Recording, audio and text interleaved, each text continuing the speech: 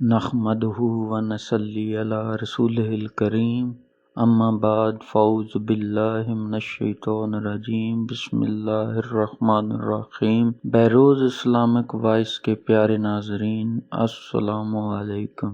ربیع الاول کے تیسرے عشرے کا خاص عمل لے کر آپ کی خدمت میں حاضر ہوا ہوں، جس کی برکت سے آپ جو چاہیں گے اللہ آپ کو عطا کرے گا۔ اللہ تبارک و تعالیٰ آپ کی مرضی اور آپ کی خواہش کو انشاءاللہ پورا فرمائے گا، اور اللہ رب العزت مانگنے والے کی صدا سنتے ہیں، کیونکہ ہم فقیر ہیں، مانگنے والے ہیں، اور اللہ کی ذات غنی ہے۔ فقیر چیز مانگتا ہے، غنی دیتا ہے۔ اب مانگنے والے کو مانگنے کا سلیقہ آنا چاہیے، اور غنی تو بیٹھا ہی ہے صرف دینے کے لیے۔ اللہ کا در تو عطائی در ہے، اللہ کسی کو کسی کو اپنے در سے دھتکارتے نہیں ہیں۔ اب ہمیں اللہ سے کیسے مانگنا ہے، اب اس کے لیے آپ طریقہ سیکھ لیں۔ میں ایسا عمل آپ کو دے رہا ہوں جو کہ ربیع الاول کے تیسرے عشرے کا ہے، چونکہ ربیع بہار کو کہتے ہیں اور اول پہلی، چونکہ یہ بہار کا مہینہ ہے، اور بہار میں ہر طرف اللہ رب العزت کی رحمتیں اور برکتیں نازل ہوتی ہیں۔ عطا اللہ کی ہوتی ہے اور بہاریں ہوتی ہیں۔ آپ کی زندگی کی بہار لوٹ آئے گی، آپ کی زندگی میں بہار آ جائے گی، آپ کے گھر میں بہار آ جائے گی۔ آپ بہار چاہتے ہو تو رب العالمین کی ذات کے ساتھ تعلق کو مضبوط کر لیں۔ اس وظیفے کو بتانے سے پہلے ایک واقعہ میں آپ کے ساتھ شیئر کرنا چاہوں گا۔ واقعہ کچھ یوں ہے کہ ایک قاری صاحب اپنے دوست کے ساتھ کار میں کہیں جا رہے تھے، تو ایک مانگنے والے نے ان سے مانگا۔ ان کے دوست نے مانگنے والے کو جھٹ سے کچھ نکال کر دے دیا۔ قاری صاحب نے کہا کہ بھائی دیکھ بھال کر دینا چاہیے، یہ فراڈ لوگ ہوتے ہیں اور عام انسان کے جذبہ نیکی کو ایکسپلائٹ کرتے ہیں۔ فرمانے لگے آپ نے بجا فرمایا، میں پہلے ایسا ہی کرتا تھا، پھر ایک واقعہ نے میری دنیا بدل کر رکھ دی۔ میں لاہور میں اپنے گھر سے سائیکل پر نکلا تھا کہ ٹھیکیدار سے اپنے بقایا جات وصول کر لوں۔ میں سٹیل مل فکسر تھا اور ایک کوٹھی کے لنٹر کے پیسے باقی تھے، مگر ٹھیکیدار آج کل پر ٹرخا رہا تھا۔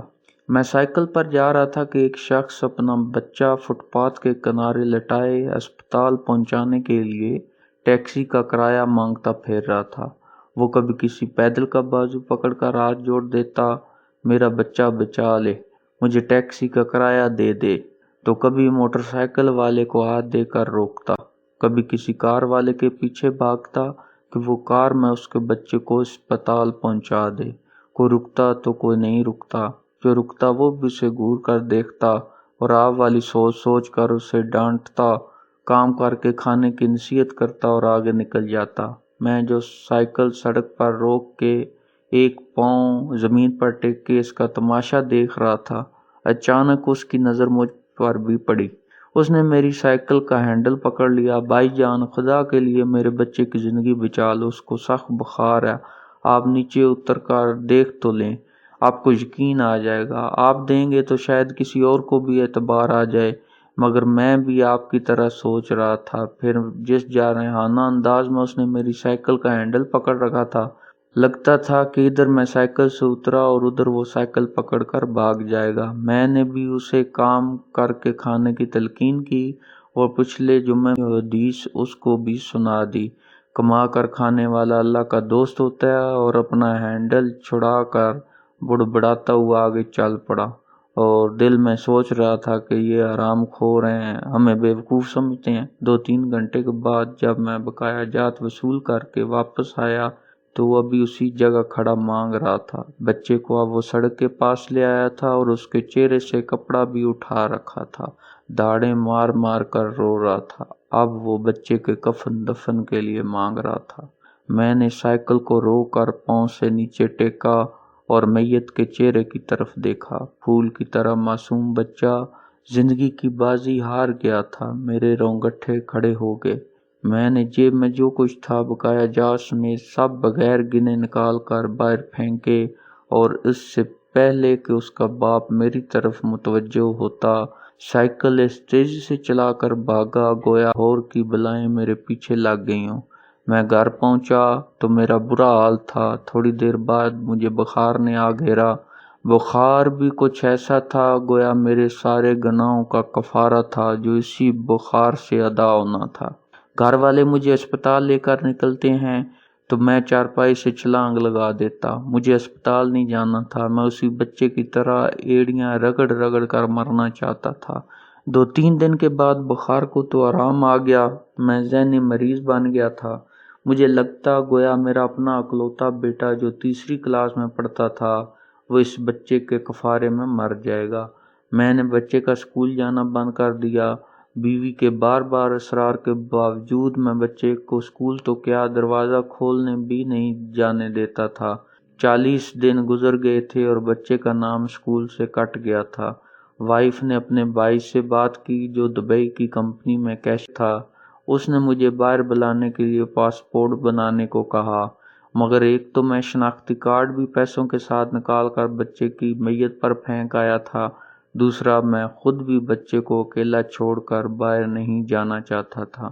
وہ 40 دن قیامت کے 40 دن تھے۔ 40ویں دن کے 10 بجے لگ بھگ تقریباً یہی ٹائم ہوگا، ہمارے گھر کا دروازہ کھٹکا۔ دروازہ میں نے خود ہی کھولا اور سامنے اس بچے کے باپ کو دیکھ کر مجھے چکر آ گیا۔ مجھے لگا جیسے ہم دونوں آمنے سامنے کھڑے خلا میں چکر کاٹ رہے ہیں۔ درمیان میں بچے کا چہرہ بھی آ جاتا۔ میری کیفیت سے بے خبر اس باپ نے مجھے دبوچ لیا اور پھوٹ پھوٹ کر رونا شروع کر دیا۔ وہ کچھ کہنے کی بجائے میری تھوڑی کو ہاتھ لگاتا اور اسے چوم لیتا، جبکہ میں پتھر کا بت بنے اس کی گرفت میں تھا کہ اچانک مجھے جھٹکا لگا اور میری چیخ کچھ اس طرح نکلی جیسے کسی کو پانی پیتے وقت چھو لگ جاتا ہے اور پانی اس کے منہ اور ناک سے بہہ نکلتا ہے۔ میں اس بچے کے باپ کو سختی کے ساتھ سینے سے لگائے ہوئے رو رہا تھا، گویا اس کا نہیں بلکہ میرا بچہ مر گیا ہو۔ ہمارے رونے سے گھبرا کر پورا محلہ اکٹھا ہو گیا۔ آہستہ آہستہ 40 دنوں کا غبار نکلا۔ اس کو میں گھر کے اندر لے آیا۔ محلے والے بھی آ گئے تھے جنہوں نے اس آدمی سے بہت افسوس کیا۔ کچھ دیر بعد اس نے اپنی جیب سے میرا شناختی کارڈ نکالا اور مجھے واپس کیا، پھر جیب میں ہاتھ ڈال کر کچھ پیسے نکالے اور میرا شکریہ ادا کر کے کہنے لگا کہ آپ کے پیسے بڑے برکت والے تھے، شاید آپ کے خلوص کی برکت تھی کہ میرے بہت سارے کام ہو گئے۔ سارے اخراجات کے بعد جو کچھ پیسے بچ گئے تھے ان میں کچھ پیسے میں نے ادھار لے کر ڈالے ہیں، یہ آپ قبول کر لیجئے، باقی میں بہت جلد آپ کو واپس کر دوں گا۔ میں نے پیسے واپس لینے سے دیا اور منت سماجت کر کے اس سے پیسے رکھنے پر راضی کر لیا۔ اس کے بعد میں دبئی بطور اسٹیل فکسر چلا گیا۔ میں جی جان سے کام کرتا تھا۔ چند ماہ میں ترقی کر کے فور مین بن گیا۔ 3 سال بعد میں نے سالے کی مدد سے اپنی کمپنی بنا لی اور اس بچے کے والد کو بھی اپنی کمپنی میں بلا لیا۔ آج وہ میری کمپنی میں فور مین ہے۔ اس بچے کے بعد اللہ نے اسے 2 بیٹوں اور 1 بیٹی سے نوازا۔ قاری صاحب، میں اسے آپ سے ملواؤں گا مگر اسے سائیکل والا قصہ مت بیان کیجیے گا۔ وہ آج تک نہیں پہچانا کہ میری سائیکل روک کر اس نے مجھ سے سوال کیا تھا۔ وہ مجھے ولی اللہ سمجھتا ہے جس نے اس کے بچے کی لاش دیکھ کر سب کچھ نکال کر دے دیا۔ قاری صاحب، اس دن کے بعد میں کسی کے ہاتھ کو خالی ہاتھ نہیں لوٹاتا۔ تھوڑا سا دینے سے نہ وہ امیر ہوتا ہے اور نہ میں غریب ہوتا ہوں۔ بس دل کو تسلی ہوتی ہے کہ میں اس بچے کا خون بہا ادا کر رہا ہوں۔ رہ گئی لوٹنے کی بات تو قاری صاحب ہمیں کون نہیں لوٹتا؟ جوتے والا ہمیں لوٹتا ہے، کپڑے والا ہمیں لوٹتا ہے، سبزی اور گوشت والا ہم کو لوٹتا ہے۔ اتنا لوٹنے کے بعد اگر کوئی ہمیں اللہ کے نام پر لوٹ لے تو شاید حشر میں ہماری نجات کا سامان ہو جائے کہ یہ بندہ میری خاطر میرے نام پہ لٹتا رہا ہے۔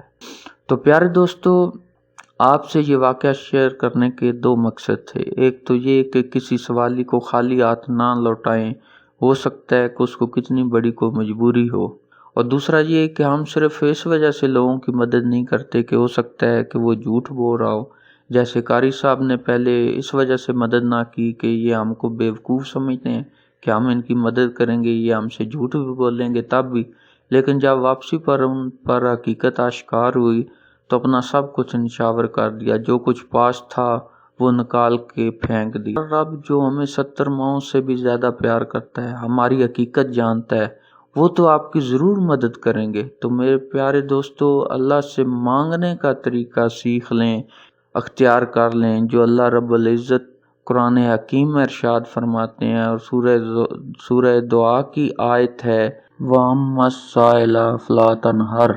اب سوال کرنے والے کو جھڑکنا نہیں ہے۔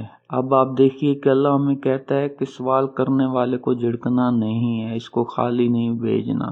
تو پھر اللہ کیسے اپنے مانگنے والے کو جھٹلا دے، جو ہمیں کہہ رہا ہے کہ تمہارے در پر کوئی آئے تو انہیں اسے دھتکارنا نہیں ہے، لیکن جو کچھ ہے دے دو، معمولی سا دے دو، جو میرے نام پہ مانگے تو اللہ سے جو مانگے گا اللہ اسے تو دے گا ہی دے گا، لیکن مانگنے والے کو چاہیے کہ اللہ کے در کو مضبوطی سے تھام لے اور دل میں یہ پکا یقین کر لے کہ اللہ آپ کو لازمی دے گا۔ تو یہ طریقہ جو میں آپ کو سمجھا رہا ہوں، ربیع الاول کے آخری 10 دن آپ نے رات یا دن کسی بھی لمحے جتنے بھی دن آپ کو ملیں، اس آیت کریمہ کو آپ نے 70 بار پڑھنا ہے، اور اول آخر 7 مرتبہ درود شریف پڑھ لیں اور دعا کریں، اور پھر جب بھی آپ کو کوئی چیز اللہ سے مانگنی ہو تو مانگنے سے پہلے اس کو 3 بار پڑھ کے مانگیں، انشاءاللہ العزیز لازمی ملے گی۔ یا اللہ، تو نے کہا ہے کہ سائل کو نہیں جھڑکنا، تو ہم تیرے در کے سوالی ہیں، تو ہمیں بھی عطا کر دے۔ اب اس کی بدولت جو سوال کریں گے، جو مانگیں گے، جو چاہیں گے، اللہ آپ کو عطا فرمائے گا۔ بہت سے لوگ ایسے آئے جو کہتے ہیں کہ ہماری دعائیں قبول ہی نہیں ہوتی، دعا کر کر کے تھک گئے ہیں۔ تو ایک تو کامل یقین ہو کہ اللہ تبارک و تعالی ہم کی لازمی مدد کریں گے۔ تو دعا کرنے سے پہلے اس آیت کو 3 بار پڑھ لیا کریں، شروع اور آخر میں درود شریف لازمی پڑھا کریں، انشاءاللہ اللہ تعالی ہماری دعاؤں کو مقبول بنا دے گا۔